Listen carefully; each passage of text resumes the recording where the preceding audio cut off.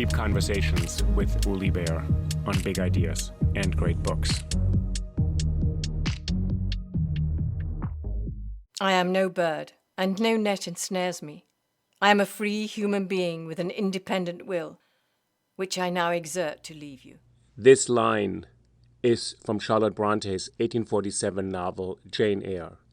Anita Carey read it for me. Thank you, Anita, for doing so. She's an actor.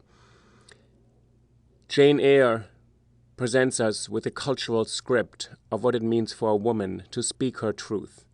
Jane is an orphan, raised in difficult circumstances by a cruel family, and then has to struggle as a teacher and governess because for a woman at that time to make her own way in the world without money or a husband was nearly impossible.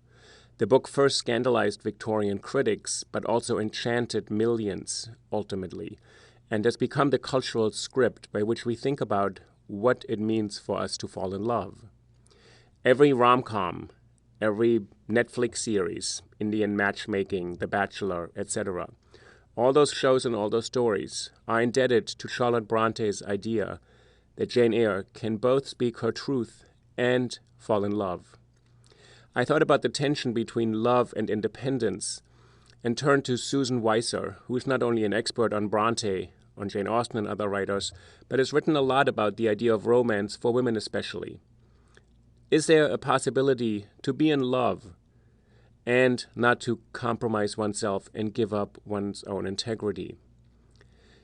If you listen to this podcast episode, please do me the favor and follow me on YouTube, like it on iTunes or Spotify. It makes a huge difference for others to get it. I don't make money off this podcast. Nobody pays me to do it. And you're being spared an ad right now where I'm selling you some program or some magical cure where you can find happiness. Jane Eyre is a book about happiness. And I spoke with Susan about the quest for happiness and how it's been scripted for women especially as finding fulfillment in romantic love. I hope you'll enjoy this episode about Charlotte Bronte's masterpiece. I'm really excited to welcome today Professor Susan Ostrov Weisser. First of all, thank you, Susan, for joining me to talk about Jane Eyre today. Thank you. It's really wonderful to have you on Zoom. And I just want to mention for our listeners that you've been thinking about Charlotte Bronte's novel, Jane Eyre, and about romance and love, especially in relation to women, for a long time. And I've read a few of the many chapters and essays you've written on Jane Eyre, the one in a book, The Glass Slipper, Women and Love Stories. You've also edited a book called Women in Romance, which has a huge selection of essays. And then another book where I first saw you thinking about Jane Eyre and what it teaches us how to be in love today, which is Craving Vacancy, Women and Sexual Love in the British Novel.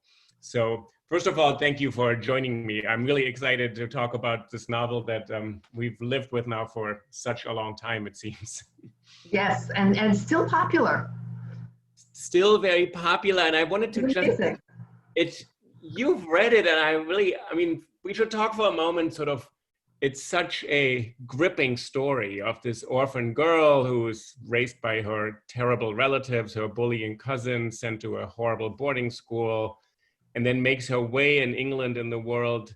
And can you say a little bit about the context of what choices did a young woman have in that period, in the 1840s, when Charlotte Brontë published it first, wanting to write a novel that would really appeal to a lot of readers? Yes, in fact, she's famous for saying that, Mrs. Gaskell, who wrote her, Elizabeth Gaskell, who wrote her biography, told the story that she talked to her sisters about all of them writing novels, of course. I mean, that's well known, right? Emily Brontë and Anne Brontë.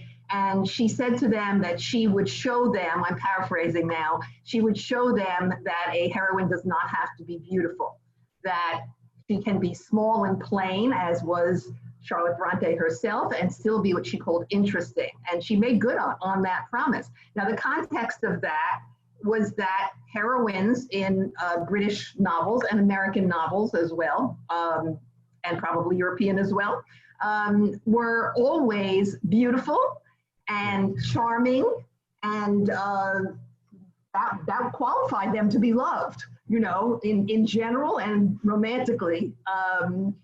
Those were the feminine virtues in terms of being courted and being married. So to start with, that of course was an enormous rebellion against the convention. But that wasn't the only rebellion in Jane Eyre. In fact, Matthew Arnold, the great British critic, is famous for saying that Jane Eyre was full of rage and rebellion. Right. And rage is an interesting word, right? Because it's intense anger. And you can see that this was badly received by a number of critics, the novel, because it was felt that she had rebelled against conventions of specifically what women were supposed to be like, what they were supposed to want, and what heroines were supposed to model as icons of femininity.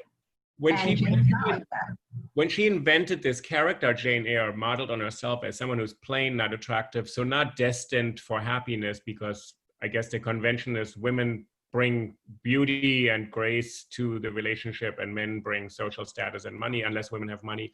When she wrote it, so she wanted to upend that convention. Do you think she set out to write a book, however, that would make this rage so palpable and so apparent to people? I mean, she speaks out really as a young girl already to her aunt, Ms. Reed. She just says, I cannot even help myself. I'm just going to tell you what I think. And you're thinking as a reader, you are maybe 10 or 11 at this point. This will doom you because you have nowhere to turn. You're an orphan, you depend on these people, but she doesn't hesitate to speak up at a very young age. Right, that is right. It's Charlotte Bronte's representation of intense feeling in a woman that is extremely unusual in her time.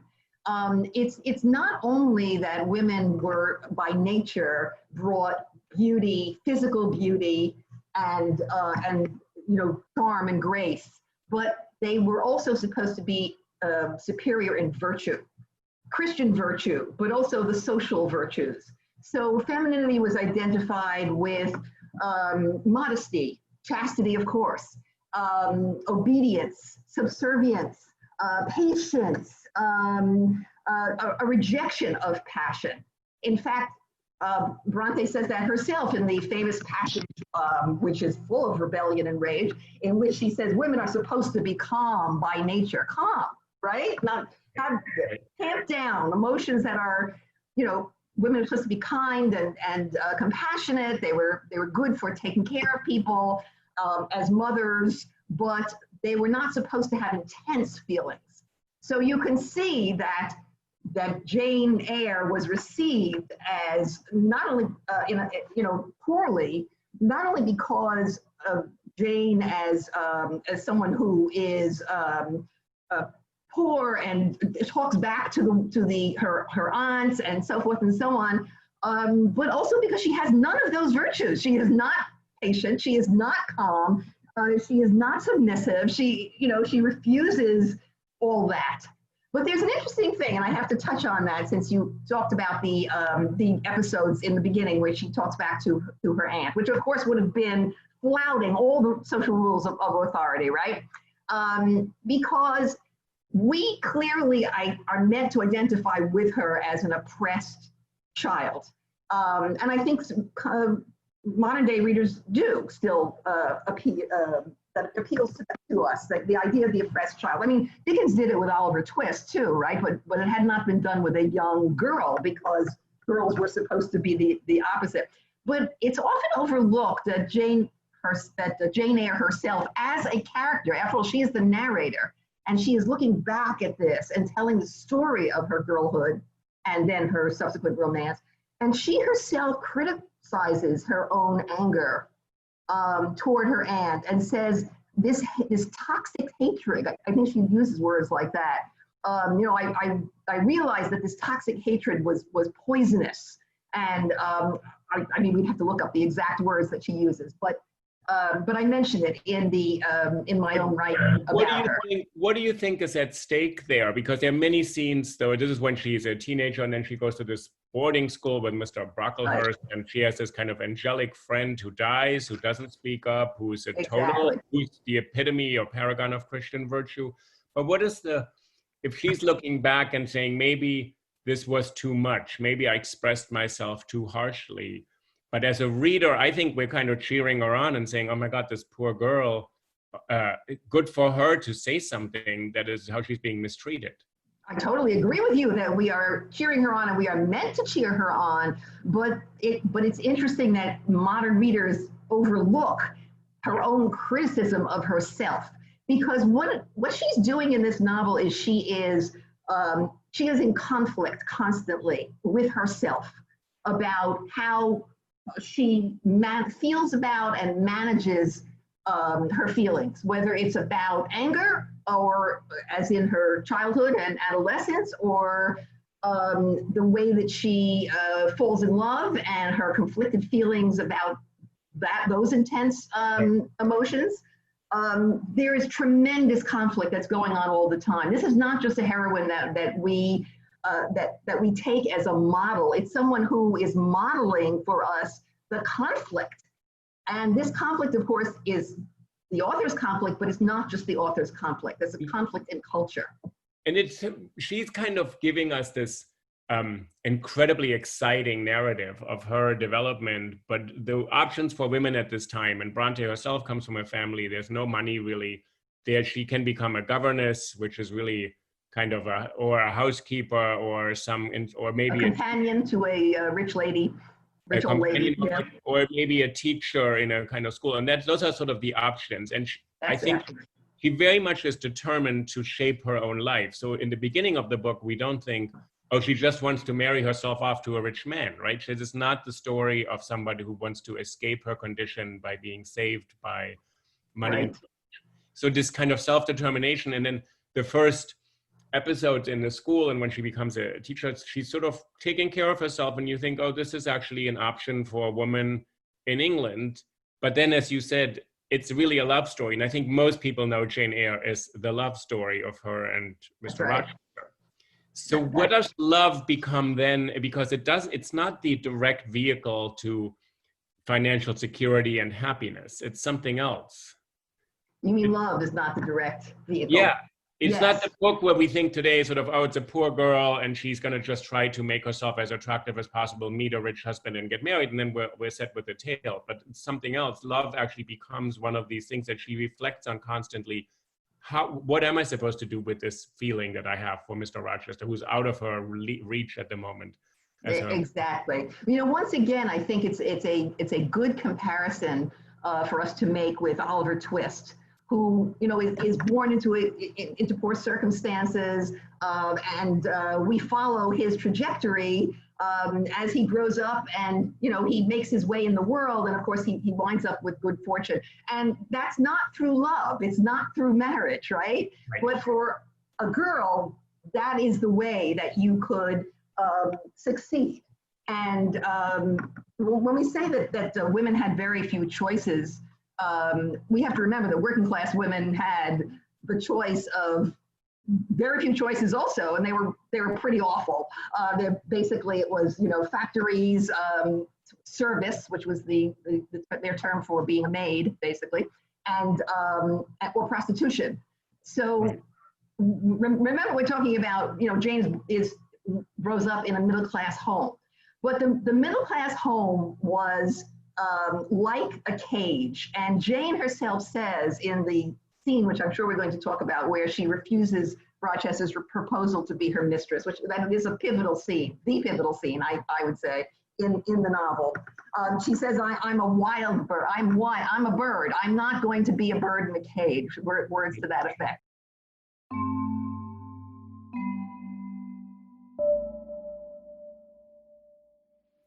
I am no bird, and no net ensnares me. I am a free human being with an independent will, which I now exert to leave you. That immediately makes me think of a long narrative poem by Elizabeth Barrett Browning that was tremendously popular, Aurora Leigh, in which Aurora Leigh comes from Europe and Italy, and comes to live with her aunt in England. And this is a very conventional, religious and stuffy aunt. Aurora Leigh has an artistic nature.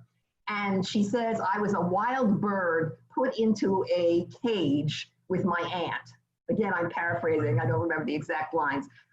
So the metaphor of the bird in the cage was that marriage was what women were meant for. And of course, religion bolstered that as well, right? Women are born to be the helpmeet and to be the wife and the mother. But it was also a protective cage, not just in terms of economic support, but in terms of social support and personal identity. It's who you were. You were someone's wife. And that had all sorts of implications legally, socially, politically, because you couldn't vote, of course, emotionally, and so forth and so on. So when Jane falls in love, this determines something about and also says something about her personal identity, who she is at the core. And what do you mean by how when she falls in love? And when you said that marriage, there's this metaphor of the cage, we have that, it goes, actually it makes me think it goes all the way to Maya Angelou, who writes, I know where the caged bird sings. Oh, yes. Which is a line out of Paul Laurence Dunbar, out of a poem she takes. But there's something in the Angela book in Jane Eyre. She wants to say what she feels. She wants to express herself. That's but when she falls in love, there's a complication in that in a way. She sort of starts expressing herself, but what you're saying, the next option would be to submit to marriage and enter into this metaphoric cage. Yes, So, but I'm sorry, go ahead. No, but I'm kind of interested because you've read the book as kind of giving us a script of what romantic love can be. Sort of, you prove your independence, you express your emotions, you are in touch with your passionate feelings, but then they're supposed to be channeled into this convention. Exactly, and we see that. I think that Brontë is reflecting this. We're skipping over the that part, but we're skipping over the part that I wanted to dwell on, which is when Rochester proposes to her in the garden. So give us the context of that. I think it's the pivotal chapter. I think it's chapter 23 or something in the novel, right? It's pivotal, yes. All right, let's go back to that, and then I want to follow up with their engagement, because that says something about the way that Brontë views marriage too. So I don't want to skip over that one. But let's go back to the proposal scene. It's very beautiful, and it purposely takes place outdoors in a wonderful garden that she has beautiful smell of flowers around her, and he plays this really nasty, cruel trick on her, which is that he tells her that he's sending her away,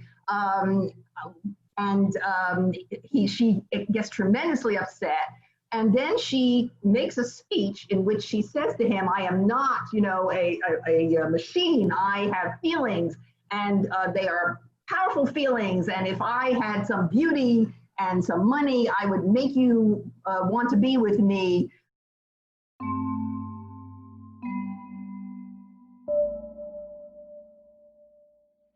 I tell you I must go, I retorted, roused to something like passion.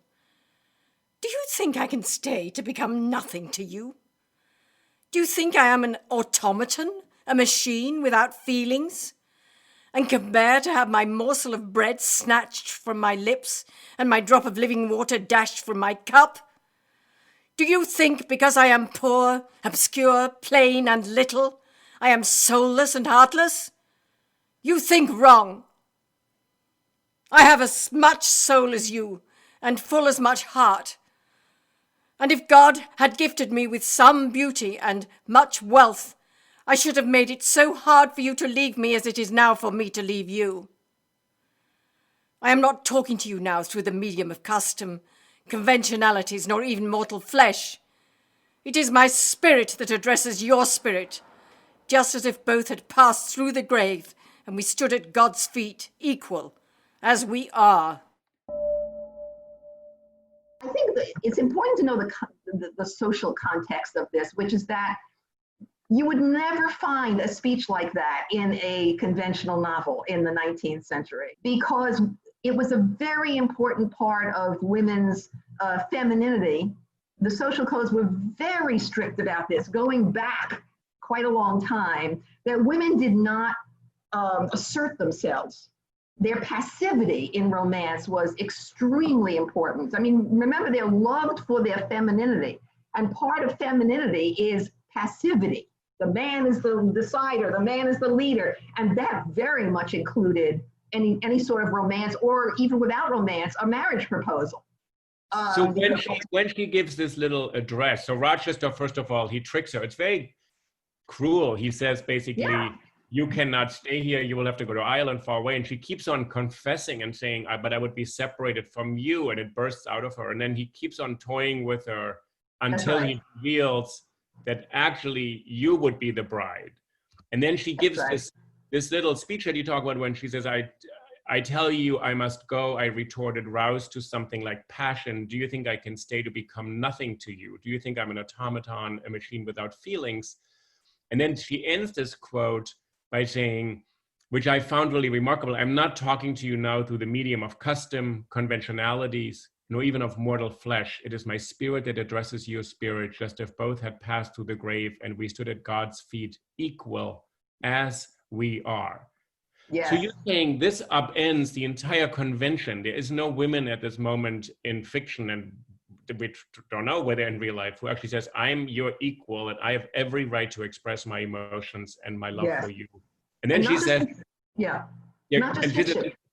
And not just in fiction. Wait, say this again. So, not just fiction, because for one of my chapters in The Glass Slipper, chapter 3, I think, I read over 100 Victorian, American and British magazine articles on romantic love, and you would never see a heroine or a model girl. And you know, most of these were not fiction; they were nonfiction. They were essays, essentially. What's the equivalent today to such things? So you read all these Victorian manuals of how to behave. Like, how do people today? How do teenagers, or Jane Eyre starts out as a kid? How do we learn, actually? Do you think, how to declare our love or be in love? Because that's the subject of that chapter.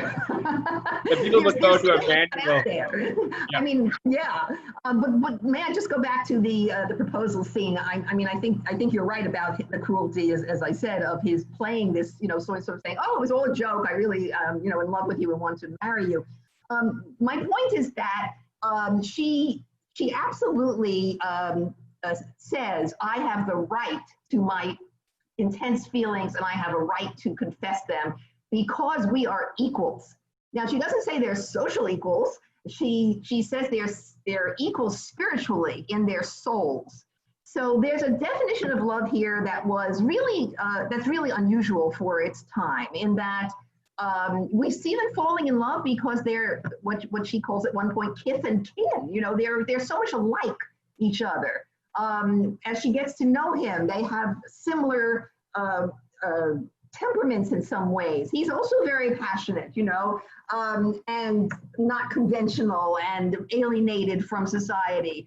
And they have similar tastes and so forth and so on. And this is a very modern idea. I mean, you don't get this all that much in fiction before this.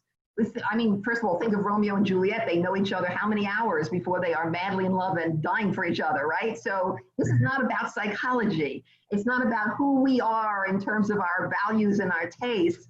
And even in Jane Austen, you certainly don't find this kind of passion, but it isn't so much about having a kind of a spiritual soul connection, your soul, not in just the Christian sense, but in that sense that we use it in a secular sense in society. You're my soulmate. In other words, we are very much alike and bonded together because we're so intensely alike.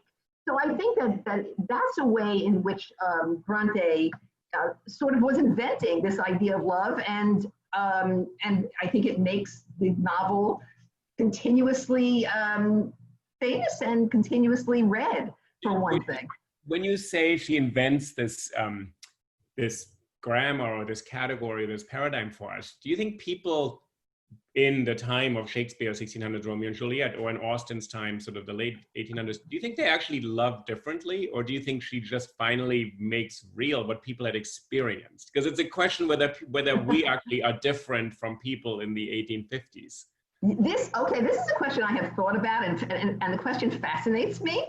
I think it's an unanswerable question, which is always my favorite kind of question. Because then you have to think about it. You know, if there's an answer, you can just research it. If it's not answerable, you have to think about it. And so I would say that I've also thought about this, not just in the question of what was romantic love like, but also in terms of what was sexual feeling like. In other words, when culture is different, does that alter sexual feelings? Do people actually not have the same kind of desires or express them in the same ways or experience them to themselves? I'm not talking about how much our outer face or our outer performances reflect them. I'm talking about the way we experience it when we're alone with ourselves. I think I'm not going to say it's true, but I think it's very possible that culture can very much shape the way we experience our own feelings. And I know I'm not alone in that. There's certainly a whole group of sociologists who believe that as well. But as I say, it's not provable, but it's so fascinating. And yeah, I think that people did define love quite differently, and they may have experienced it differently. But I think what you're saying in your books, when you're saying that love or romance may not be timeless and universal, and then you're saying Jane Eyre does something that we hadn't seen before, that then it is possible that actually people then channel whatever, I don't know whether there's such a thing as innate desire or attraction or affection into a story or script that then they become familiar with. The way in which you know that something like adolescence is invented at some point, that kids used to go from kids to working lives because at age 12 you started working. There was not this period, it's a kind of invention. That's right. That's right. So Jane Eyre gives us something that is new, different from Jane Austen, from other stories before that. So what happens in the scene when she finally says to Rochester, spiritually we're connected, and I am your equal, and then she kind of says, and this is why I can reject you, actually. It's actually that's right. Exactly. That gives her the freedom to reject him. Let me say something about their engagement period, because I do think that that's important too. It's often overlooked, but if you look at it, if you read it closely, she is very ambivalent about marriage in that. Yeah. And that's before Bertha comes on the scene, and upends the whole thing, and it introduces that Gothic element into the plot.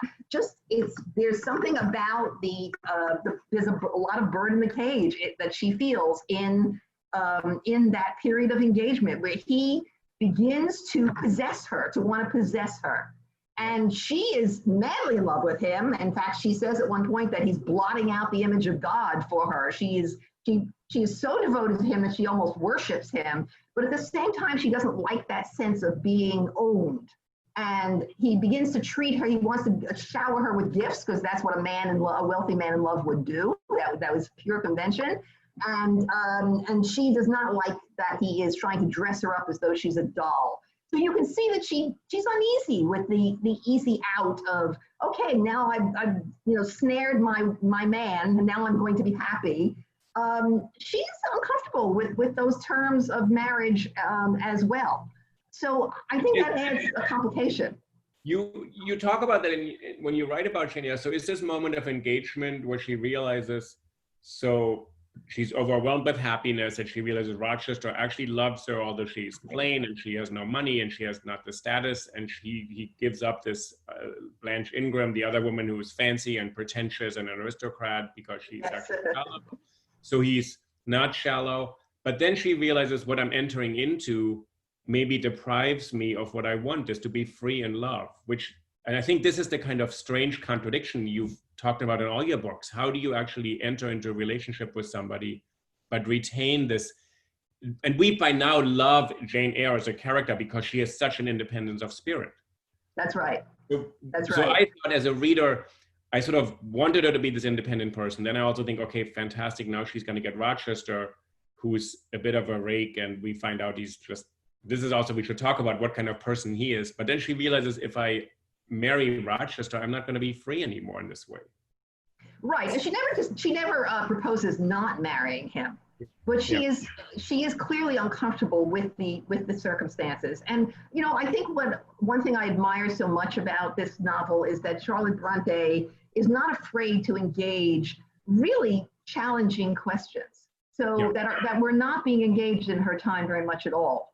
And that question, I would say here, is how does the power dynamic of gender interact with or intersect with the power dynamic in love. So he has treated her as an equal, instead of, she's poor, she has little power, she's his servant in a way, a fancy servant, governess. So in that way, she is risen. Her power has risen up to the social status of wife, or it's supposed to. But then he is also mastering her in love. In other words, she is dependent on him, because when one is in love, one is dependent on the beloved for pleasure and a need that wasn't necessarily there before. And so he has a certain power over her, both as a man, but also as her beloved. And the power struggle between them is very interesting, actually, to see. And do you think this book was, today, first of all, I think what you just said, that this question that Brontë raises, it's still with us today. And when we look at fantasies, and so, many, but not all, Hollywood or other movies and many reality TV shows, the convention is still the bride will be given away by her father. The husband is the one who proposes. Yes. He buys the ring. There's so many conventions completely alive with us today, where it's really, the woman is entering into an arrangement where the man controls a lot. So they have taken out the obey. A lot of women take out the obey from the traditional marriage ceremony. But yes, the conventions are still there. I think that someone who got married conventionally would argue, well, they're just rituals, we follow rituals because they're charmingly old-fashioned, and it doesn't necessarily imply that my relationship with my husband is not going to be equal. I think they would make that argument. But in fact, there is an imbalance in romance that I have written about quite a bit, which is that romance is still, I would argue, more important to a woman's personal identity than to a man. And my evidence for that, the audience for romantic novels, for romantic movies, for magazine articles that are going to help you to find the right man, or keep your marriage, passionate, or et cetera, et cetera. They're almost all aimed at women. One thing that I do when I'm teaching a seminar that I've taught a number of times, and it's my favorite class in the whole world, which is romantic love in literature and culture. I have my students look at magazines, nowadays they're mostly online, right, that are aimed at women, and magazines that are aimed at men, like, GQ or Men's Health or whatever, and compare the articles on love. And they are astonished to see there are almost no articles on love in the men's magazines, but the women's magazines are filled with them. This is a preoccupation of women. Now, there are some who would say, well, that's just biological. Women want to be mothers, or there's all these, evolutionary psychology theories about why women are more interested in romance, none of which I buy, by the way. But, again, I don't have any proof, and neither do they. But there is something that is very imbalanced about that, because if romance is that important to you, and it's not as important to I'm talking about heterosexual relationships here, because those are the two genders. If it is not as important to the man in the relationship, then there is a power imbalance. I want to ask you a question directly about Jane Eyre. So in the moment when they're engaged to be married, and then this marriage the wedding ceremony is interrupted and doesn't take place. But do you think she, as a reader and she as a character, do we think she now will be complete as a woman, because she will now finally be married to the man she loves? And is the plot of this book until then kind of what we would consider a conventional romance? So we're sort of happy, we're all excited. So Rochester, as complicated and dark and mysterious as he is, that's his charm. But then the whole thing falls apart. And then the book, I feel, has a whole second iteration where this question becomes a really driving question of her character. sort of Yes. what did I actually almost go into here? And then, so we should talk about the appearance, or so she has been there locked up in the attic, the famous madwoman in the attic, Bertha Mason. So can you talk about that character, what she does, what function she has in that book? Because I think she's Bertha, you're talking about Bertha, yes. Yeah. Well, I mean, it's certainly not my original idea that Bertha is a displacement of the rage and the need and the wildness of passion.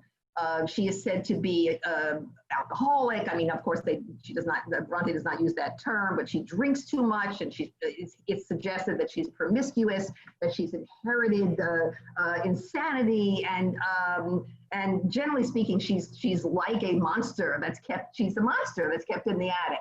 So that's a way of sort of taking these intense feelings that are constituted by, romantic passion, and taking them out of the context of marriage where they're about to be placed and put into an extreme form, which is extremely threatening. And it has to be contained in some way. Before it can be contained, of course, Jane leaves. She leaves.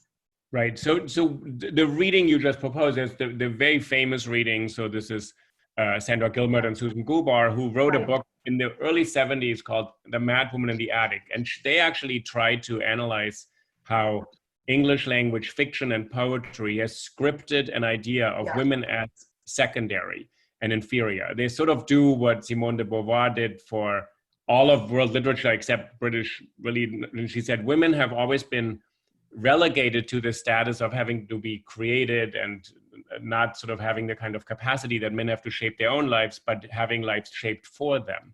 And so for them, the figure is this displaced anger, rage, also sexual desire, that Rochester married her for money and for pleasure.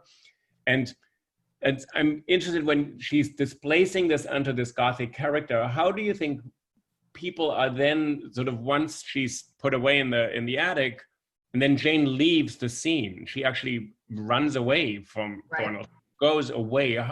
As a reader, what are we supposed to do at this point? Think, oh, so he lied. He was actually married to this woman from the Caribbean whose story we don't get, which we get much later through Jean Rhys's novel, The White Sargasso Sea. That's right, yes.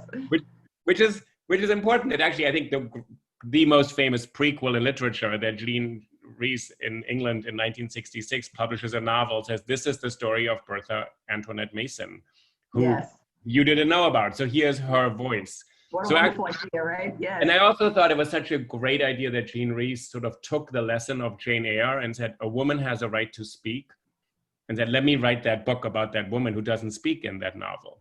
That's right. That's right. So when Jane goes away, what do you think we're supposed to think now? Is marriage now out of the question? She's going to settle for a life as a kind of well-respected spinster, teacher, and that's it. Yeah, well, I mean, we don't know, and neither does Jane, and that's an important pivotal point. That's that it's a very long chapter when Rochester tells his story.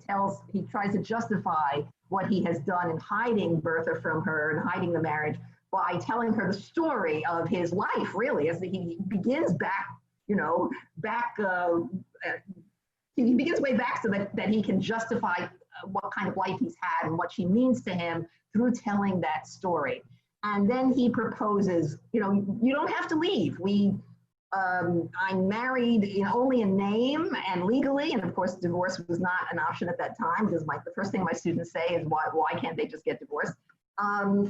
But we can live together, and that's where she comes up with this passage in which she cries to him, no, I am not going to, he says something to her like, who will care? Which is true, who will know, who will care? Once we run away, probably to France is what he has in mind, or Italy. We don't have relatives who are going to be ruined by this, so it's not going to hurt anybody. So why should I care? And she says, I care for myself. I respect myself. That's a cry. That's the quote worth looking at. You've talked about this quote. Is it better to drive a fellow creature to despair than to transgress a mere human law no man being injured by the breach. For you have neither relatives nor acquaintances whom you need by living with me. So you're saying, you're asking this question that he's proposing to her, look, it's only a formality. I have this unfortunate, terrible situation. I had to be married to this woman. She's gone insane, but we'll be happy nonetheless. That's right, exactly. And he makes a very reasonable argument. No one is going to be hurt if they run away together. And but she is questioning this idea that your claim to your own happiness is greater than what we owe to either others or to God. This is partly a religious question for her. It's definitely a religious question for her. I shouldn't even say partly, I would say overall it's a religious question for her. And her answer is she doesn't even think twice. She doesn't even consider it. Emotionally she wants to, but here, after all this about, I have a right to my feelings, and I have a right to put my private happiness first and so on, above the conventions of being a woman, she does a complete flip around and says, no, what we owe to God and what we owe to others is more important than our personal pleasures and happiness. And this is a kind of what I mean, an illustration of what I was saying before, is a kind of weighing of these questions and the tensions and the conflicts all through the novel. But I think, if you say something like, well, if you're comparing a popular romance to Jane Eyre, they're both just romances. If Jane Eyre is a romance and a Harlequin novel is a romance, then they're all just romances. This is where the difference is that Jane Eyre is very complex. And the difference is here, I just want to stay with this point that you've made so well, there's a recognition that you can be filled with passion, you have a right to declare that, you actually as a woman have as much of a right to declare it as a man, so that's very new and radical. But then he says, but this passion must nonetheless somehow be framed in a Christian framework and cannot just become a selfish or it's not a kind of novel, and we would say in a kind of proto-feminist idea that is said, a woman's desire, she says, yes, it is equal to a man's. Yes, it has every right to be expressed. Nonetheless, there are some frames in which to express that, right? That is my point, yes. And that's exactly my point. And this framing is not quite so when we go to the plot of the novel, so now she's left Thornhill, she is resettling. She then meets, which is the other great turn of events, she meets a kind of hidden, forgotten cousins, and then this other man, St. John Rivers, proposes to her to go to India and basically just marry for show because he couldn't really travel with her as his cousin. That's right. It would be a pragmatic marriage. She would be his helper, yes. And she completely rejects that. So she actually does another turnaround. Exactly. So as a woman, I reject your idea of love. That's what she said. It's really interesting, and if you think Rochester really, really betrayed her in a way and lied to her and said he has this hidden wife, it's horrible. And then she actually is abandoned and almost dies. She's poor. She walks through the forest. And then she gets an option to say, okay, here's social recognition, here's status. It's actually a nice man who's not offensive to her. And she says, I don't want that. So the convention is something she's actually examining. It's not obvious how to channel her passion, right? Exactly. On the other hand, she was doing pretty well at that point. Yeah. And until she hears Rochester's voice supernaturally over the hills, which my dissertation advisor, Stephen Marcus, called Victorian hokum. Hokum, really? Hokum, yes. And what did he mean by this? What did he mean? Like he thought in this kind of realist novel it didn't quite work or something, that she hears the voice? He thought it was a typical Victorian, kind of a cheap shot, a cheap way of making the plot move along. Because I had in my dissertation, I had an analysis of that as some literary analysis, and he wrote in his little handwriting on my Victorian hokum. To say something about this moment. So she's actually now settled, and in some ways you could think she doesn't strike us as miserable and she's renounced. Exactly. And exactly. What do you think this voice that comes to her, that she hears and she says, I'm going to set out on my own and go back to a place where I really have not, where the place of her complete shock and unhappiness. It's a real... Exactly. So why do you think this, what do you think is done at this moment? Yes, it's an important moment, I think, in understanding what this novel is about, Victorian hokum or no Victorian hokum. Right. Because, because she has found a certain freedom and comfortability and dignity. You know, she's a teacher, and unlike in real life when Charlotte Brontë was a teacher, and which she said in her journal made her want to vomit, in the novel, you know, she's doing well with it, and she's made these close female friends. They have a nice little community of women there, and there's a man who she greatly admires. In fact, she closes the novel with him. And her admiration of him as a missionary, you know, in India, ick. But nevertheless, what the heck? Why not end it there, right? I think that the fact that she does hear this voice, which of course is an excuse to go find him, go find Rochester, is a recognition of the emotional need that Jane Eyre has. That women, it's not just about women being free and independent and dignified and equal. Women need love. And that's, of course, something that what became in the 1970s during the second wave of feminism, that became a contested idea. Do women need love? You know, Schulman Firestone was famous for saying, you know, men can't love and we should do away with love because it only disempowers women. And Germaine Greer in England called it dupe for dopes. Romantic love is dupe for dopes. And, you know, women need to learn to be on their own, or they should have their emotional connections with other women. Of course, if you were lesbian, you had that, you know, you had that one down pat. But for heterosexual women, what exactly were heterosexual women supposed to do? Not fall in love? Is that the solution?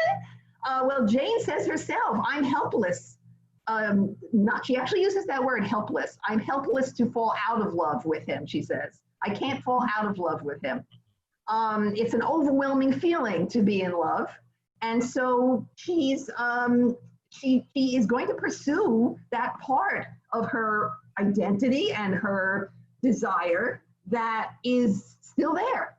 And why shouldn't she, is the question that the novel asks, right?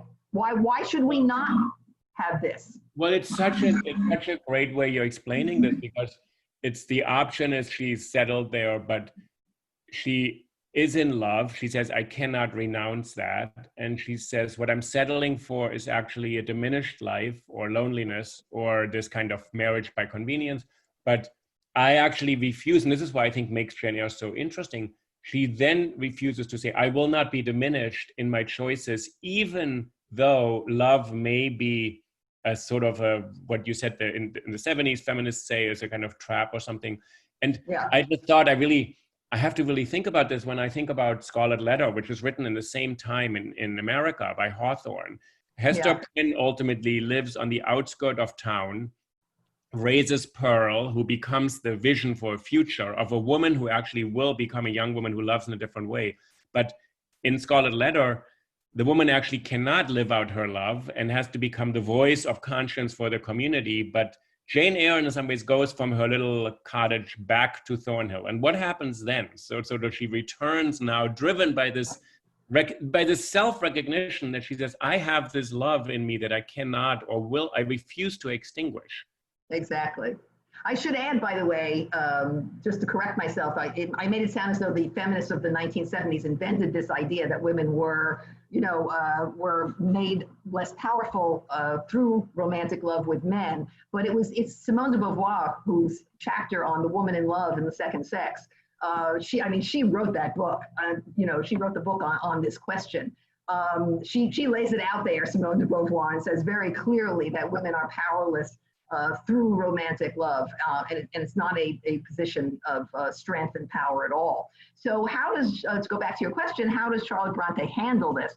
Well, she finds that Rochester is not quite the same Rochester. He is not only no longer her master in the sense of being her employer, but he is diminished physically. He is blind. He has a wounded hand. And this all, of course, has been explained, psychological symbols, et cetera, et cetera. You can read it easily as a sort of a biblical punishment for his wish to be adulterous, because it does echo the biblical injunction about what happens. But in fact, and again, this is not original to me at all, but it makes sense that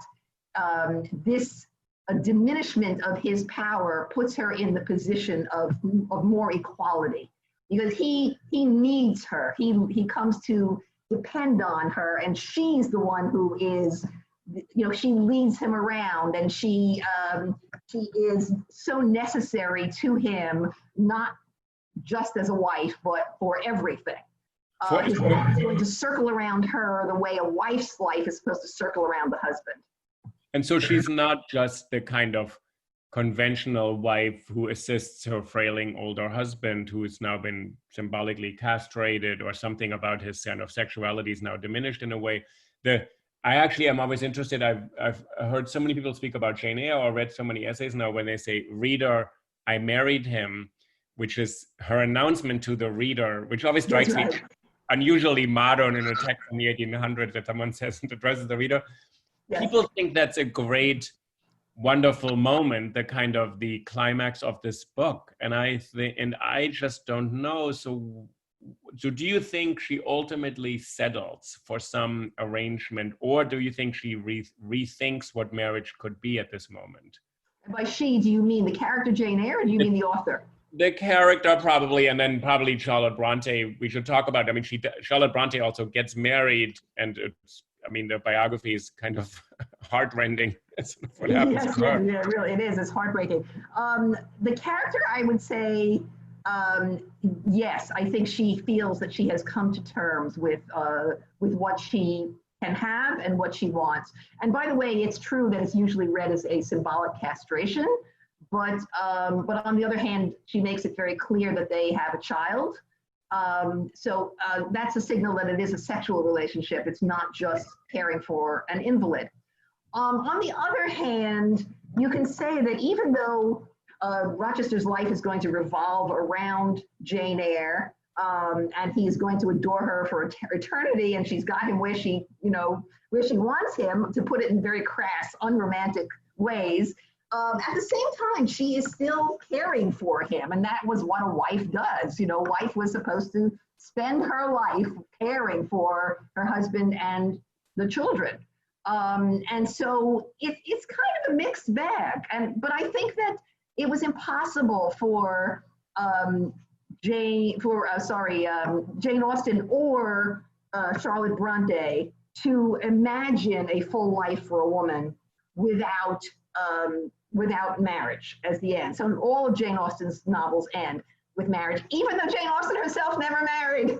And Charlotte Brontë, we should say that she does marry, and then she marries, and a year later she is pregnant, and she dies of complications during the pregnancy. Yes. Kind of Well, it's thought that she was pregnant. We actually don't, there's no actual proof.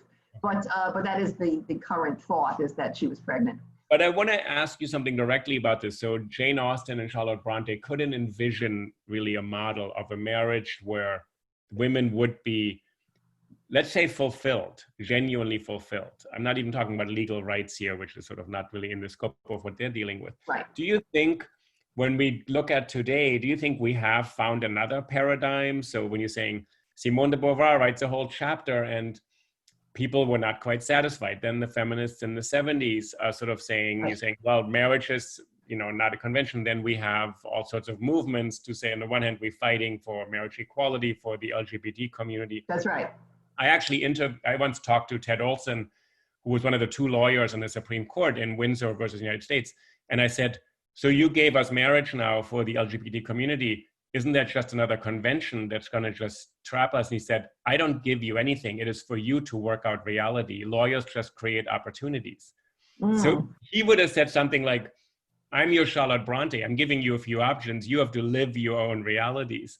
Yes. But I was curious, do you think we have a better paradigm now? How women are supposed to live out what you've called earlier, sort of passion, romantic love, their own desire, their own self-determination? Is there a better model, or do we still live in the Brontë universe? Well, it's all relative because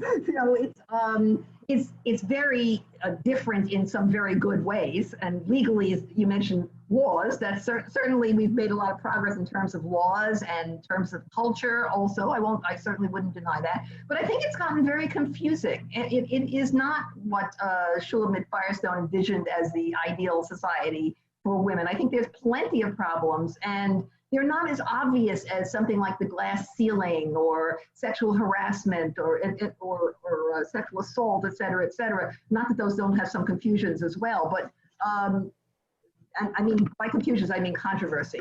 But when it comes to romantic love, it's difficult. It's such a complex idea and so individually experienced that I don't think there's a lot of clarity about it. That was the point I was trying to make in The Glass Slipper.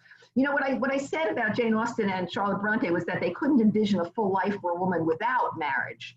And that's why the novels all end in marriage, except for Bronte's last novel, Villette, which many people think is her masterpiece, where, you know, spoiler alert, there's no happy marriage at the end. But then the heroine says, but just having known the man that she loved, you know, is enough for her to be happy, which is interesting.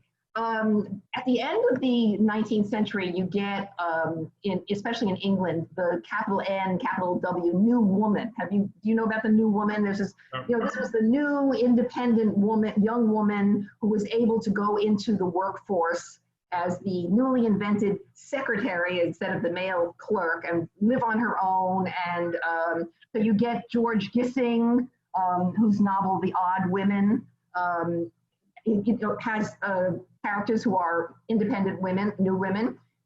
In the novel Dracula, Bram Stoker, one of the characters is compared to a new woman because she's masculine in some ways.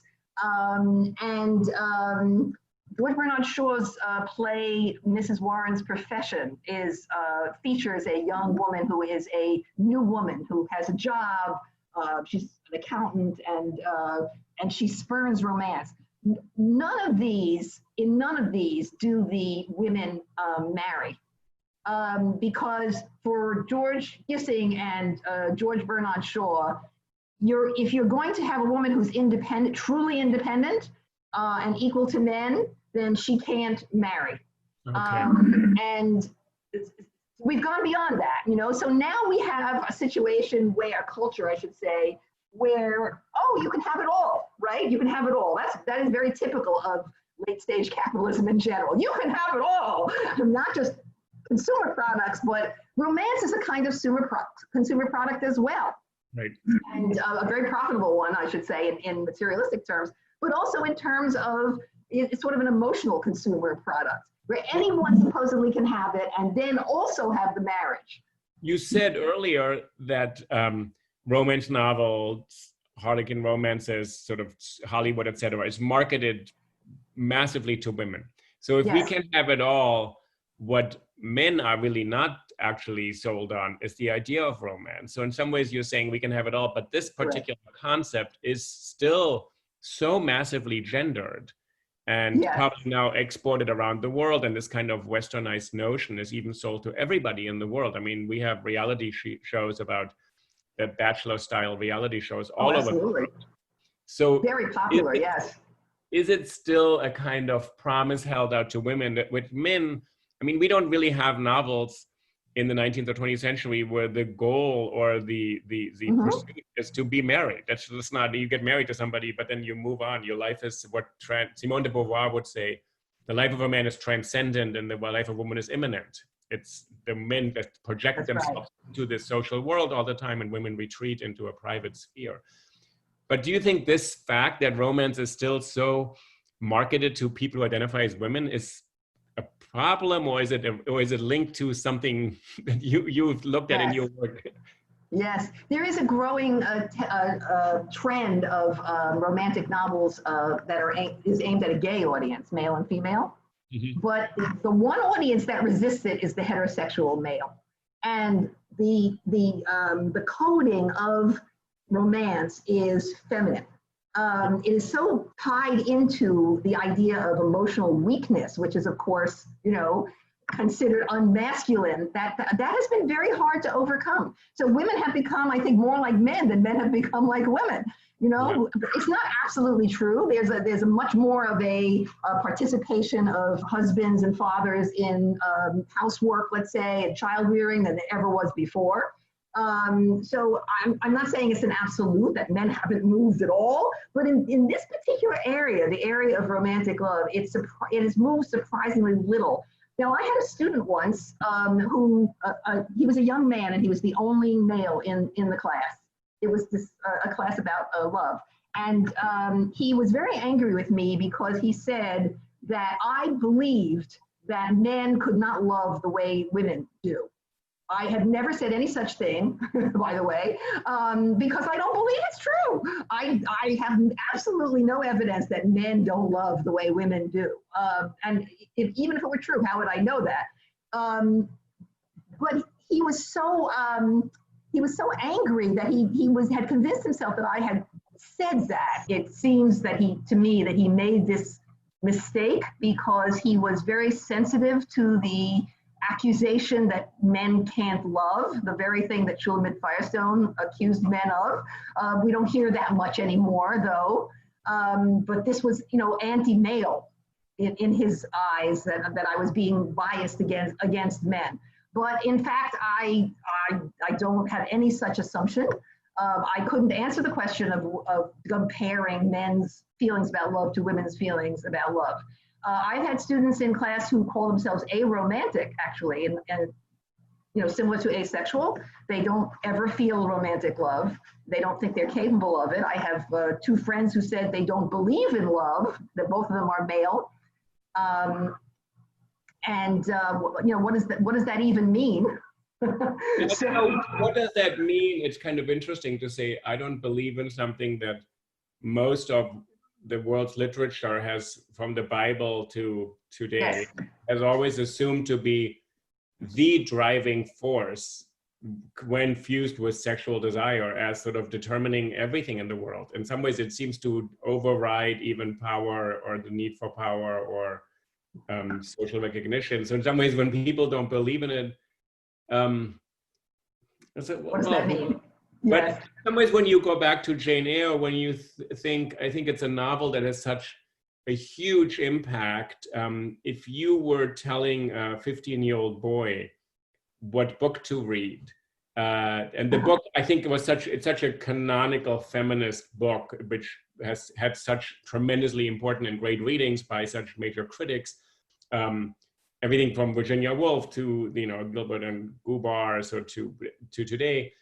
But do you think a boy could learn something, actually, how to actually navigate all these complexities and these contradictions? I have a male friend, not one of the other two who don't believe in love. I have a male friend who very much enjoyed Jane Eyre. I did a book club online one year, and Jane Eyre was one of the books that I did. And overwhelmingly, the students or the people who took the book club online were female, but there were some men who enjoyed it very much as a novel, as a 19th century novel. So no, I don't think it's just about women, but it is focused on women's experiences, and it's a love story. So I think that combination, probably my teenage grandson would not be reading it. No. I mean, I thought about it when I was rereading it, and I really benefited from sort of you giving a much deeper understanding of that there's this tension in the book between her claiming this right to express her passion and her desire, and then saying, I have to find a way to still put this in, while she goes against conventions in this sort of angry speech to Rochester, said, I'm no longer adhering to convention. But ultimately, she doesn't go into a place where no social conventions apply at all. Absolutely, absolutely. I think there's just as there's a tension between passion and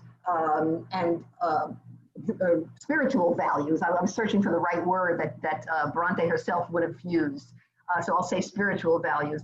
Just as there's a tension there in the novel, I think today there's a tension between romantic love as the basis for marriage and a different definition of romantic love, because it doesn't have a uniform definition throughout history at all.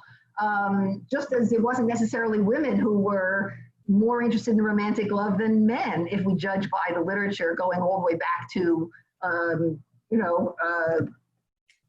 well, everyone who's written about romantic love, Lancelot and Tristan and so forth and so on. Romantic love was a topic that was very male in literary history, right? Until women really began to write in great numbers, which took a very long time. So when I say that there's a tension between two different versions of romantic love today, which has made it more confusing, I'm talking about romantic love in the older sense, even the medieval sense, but Sappho writes in this sense too about romantic love as passion, very similar to erotic passion, right. Often indistinguishable from erotic passion. You can't, it's biological, you can't help feel it, it takes you over, it's hard to resist, in fact you were helpless before it, you can't just tell it to go away, etc., etc. You can repress it, but it will make you miserable to repress it.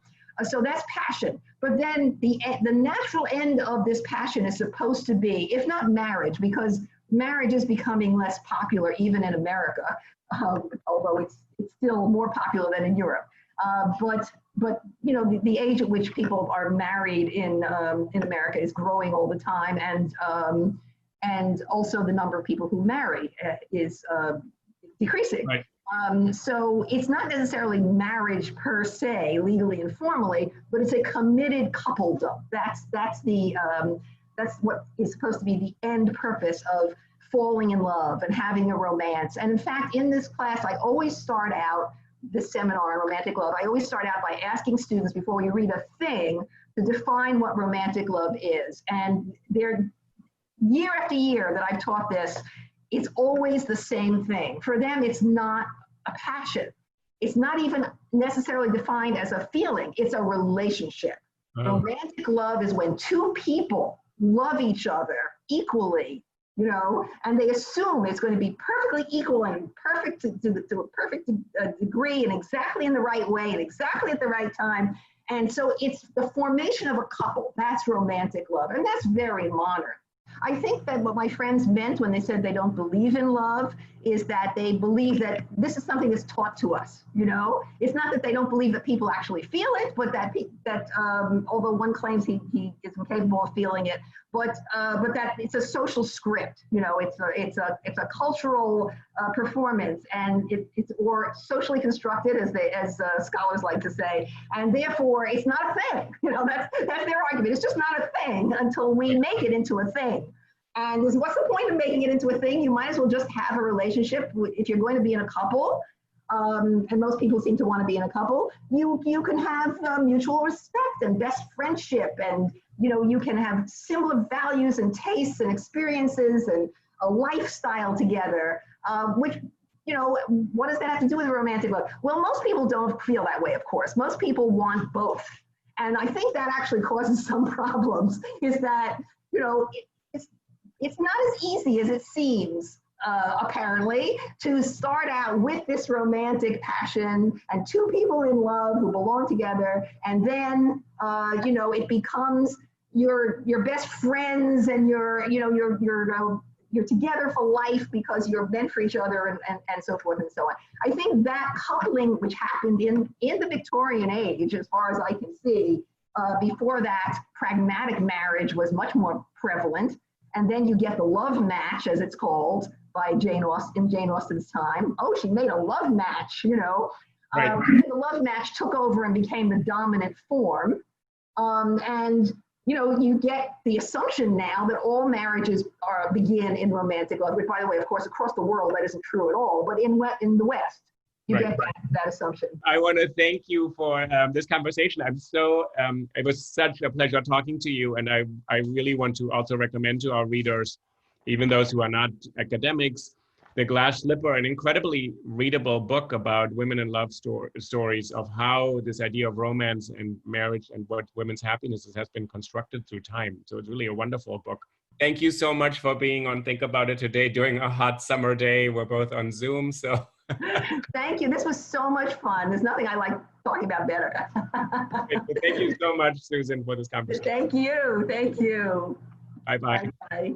Thank you for listening to this episode of Think About It on Jane Eyre. If you like this episode, please like this channel on YouTube, give it stars on Spotify and iTunes, and share the links with other people who love books. And if you love books, and if you love to read and open yourself up to the mind of another person, such as Charlotte Brontë, fall in love.